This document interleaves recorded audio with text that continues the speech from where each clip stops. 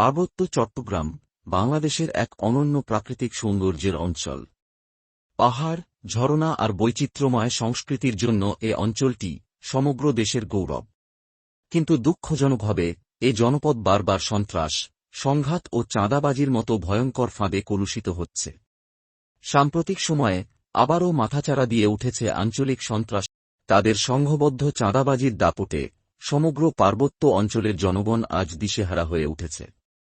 বিশেষ করে জেএসএস ও ইউপিডিএফ সহ আঞ্চলিক সন্ত্রাসী গোষ্ঠীগুলো রাজনৈতিক পরিচয়ের আড়ালে ব্যবসায়ী, ঠিকাদার এবং সাধারণ মানুষের কাছ থেকে বিপুল পরিমাণ চাঁদা দাবি করছে। আর যদি কেউ চাঁদা দিতে অস্বীকার করে, তাকে হত্যা, অপহরণ এমনকি শারীরিকভাবে নির্যাতন করা হয়। সাধারণ মানুষ তাদের দৈনন্দিন জীবনে নিরাপত্তাহীনতায় ভুগছে। সবচেয়ে ভয়াবহ বিষয় হল পাহাড়ের অর্থনীতি ও সামাজিক জীবন এক গভীর সংকটে পড়েছে। মানুষ ভয়ে মুখ খুলতে পারছে না, অথচ তাদের ঘাম ঝরানো অর্থ কেড়ে নিচ্ছে এই সন্ত্রাসীরা। পাহাড়িদের ঐক্যবদ্ধ হয়ে এই অপশক্তির বিরুদ্ধে রুখে দাঁড়াতে হবে।